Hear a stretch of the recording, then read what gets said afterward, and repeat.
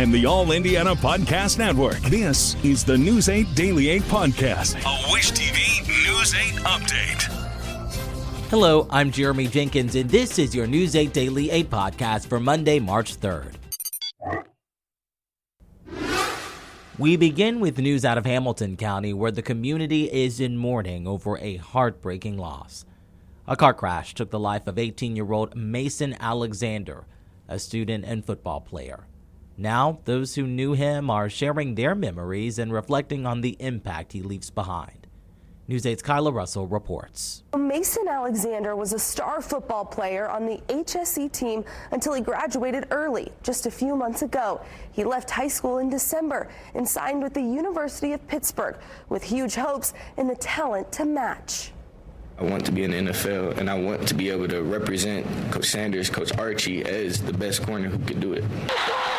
That was Mason just 4 days ago at his first press conference as a University of Pittsburgh cornerback. On Saturday night, those dreams dimmed. It's going to be tough for sure, especially on the football field, knowing that, the legacy he left. Jaden Wharton was one of Mason's football coaches and a close friend. On Saturday night, his phone rang. On the other end, words every loved one dreads. Mason was in the passenger seat of a BMW heading south near Geist Park. The driver of the BMW moved into the northbound lane to pass a car in front of it. The driver saw a car headed for it in the same lane, and to avoid a crash, they pulled to the right and hit a tree. The car caught on fire, and Mason died at the scene. Hundreds of his classmates honored him at the same scene on Sunday. Those that loved him want Mason to be remembered, not for how he died, but for how he lived. Mason was amazing. He was, any room he walked into, he's going to light it up for sure. With his smile, his presence, his energy. Mason was one of the top recruits in the country as a cornerback and a two-time All-State selection. He not only loved football, but basketball and track. The four-star football prospect spent many days at Coach Wharton's house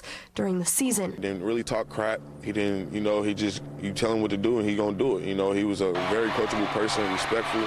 And I'm a younger coach, so ever since I came here, like I said, they welcomed me with open arms. And on the field, he's just a leader, and he's a man amongst boys. I'm Kyla Russell for Wish TV. WishTV.com, or follow us on Facebook for updates. Mason's former football coach Mike Kelly is also paying tribute to Alexander. In a statement from the school district, the coach says Mason was a special young man who touched the lives of everyone he met. His smile, presence, and energy would light up every room he was in. Our hearts are heavy during this difficult time. In Hendricks County, there is no word yet on what caused a head-on crash that left a woman dead. The Hendricks County Sheriff's Office says it happened around 2 yesterday afternoon on State Road 75 near Vontress Street in Coatesville. The Sheriff's Office says a woman was driving southbound when her SUV crossed into the northbound lane and hit a pickup truck head-on. The woman later died at a hospital. Her name has not been released. The Sheriff's Office says the driver of the pickup truck had injuries that were not life-threatening. In other news, IMPD says a person they described as a suspected shooter has been released pending further investigation of a deadly shooting on Indy's north side. It happened just before 2 yesterday morning at the Nora Pines apartment. Police say a man who had been shot died at the scene. Detectives say they believe the shooter and victim knew each other, but so far, no other information has been released. Well, despite House Republicans promising $2 trillion in budget cuts, U.S. Representative Victoria Spartz of Indiana claims that Congress will not cut benefits like Medicare or Medicaid. She spoke with News 8's government reporter Garrett Berquist for this week's episode of All Indiana Politics. Spartz was one of the last Republican holdouts on the House's version of the budget deal. That was until President Donald Trump personally called her to lobby for the bill's passage. She insists the problem for Medicare and Medicaid is hospital overbilling, not the programs themselves.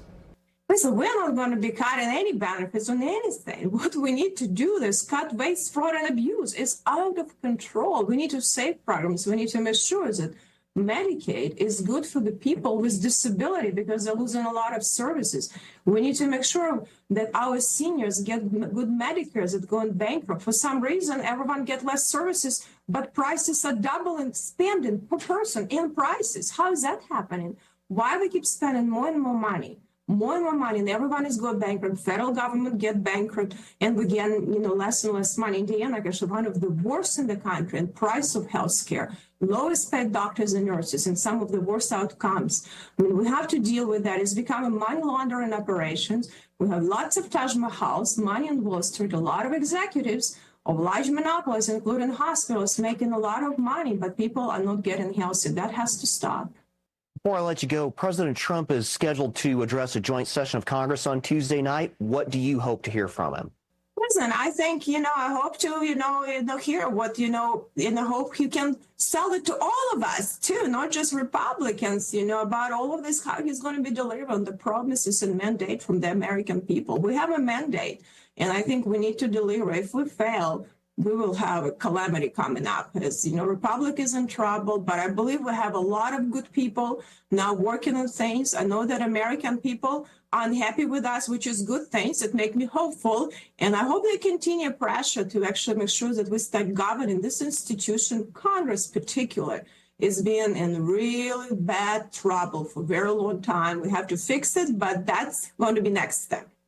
You can see more interviews with your elected policymakers just like that one every Sunday morning on All Indiana Politics. It airs at 9:30 only here on Wish TV. I'm Garrett Bergquist for Wish TV, wishtv.com, or follow us on Facebook for updates. A new CNN poll shows that President Trump's approval rating is leaning more negative than positive. The poll, conducted last week, asked about his job performance and whether his policies are pushing the country in the right direction. 52% of those polled disapprove of how the president is doing, while 48% approve. When it comes to his policies, more Americans believe his policies are taking the country in the wrong direction. 45% say the country is on the wrong track, compared to 39% who think we are on the right track. 15% of people had no opinion. Teamsters Local Union 710 announced on Friday that UPS will be closing several buildings in Indiana. Those closures will affect stores in Bourbon, Crawfordsville, and Washington. Union officials say they will be working over the next few weeks to fight for each member's job. UPS says the closures are expected to start in May, but no specific timeline has been set. Let's talk sports. The Pacers were back in action last night, taking on the Chicago Bulls and looking to bounce back from Friday's loss to Miami. It was a big night for Aaron Nesmith. In the fourth quarter, the Pacers were up by 8 when Nesmith faked a pass, landing his third three-pointer in under a minute. He finished the game with a career-high 27 points last night. The Pacers win 127-112. Let's talk weather now. Storm Track 8 says today will be a sunny and warmer day. Meteorologist Marcus Bailey has your News 8 Daily 8 forecast. 27 Plainfield and Fishers and 25 in Greenfield. It's chilly this morning, no doubt. But we are running about 10 to 12 degrees warmer than this time yesterday morning. Ryan was with you, and he was talking numbers into the teens. It was a cold start for your Sunday morning. But it will be chilly here, rolling through the 8 o'clock hour under a partly cloudy sky. Should have some light winds. I don't anticipate any weather-related issues for you out the door this morning.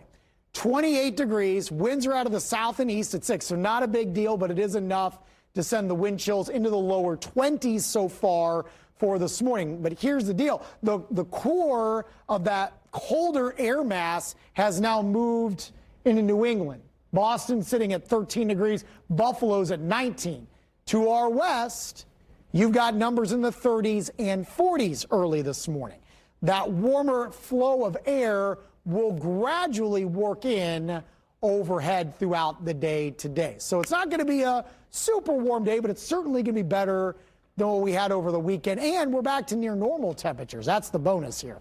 40 degrees at noon. I'm going to go with a high of 50 degrees later on for the day today. Now, we continue the warming trend Tuesday and Wednesday, but it comes at a cost. Rain, some storms, and some gusty winds. And then, following this system, we could flip the switch to a little bit of snow. So a little bit of everything in the 7-day forecast. I'll have that for you coming up in just a few minutes. To get a peek at Marcus Bailey's full forecast, just head over to wishtv.com, or you can download the Wish TV Storm Track 8 app. And don't forget to check out our Storm Track 8 weather blogs.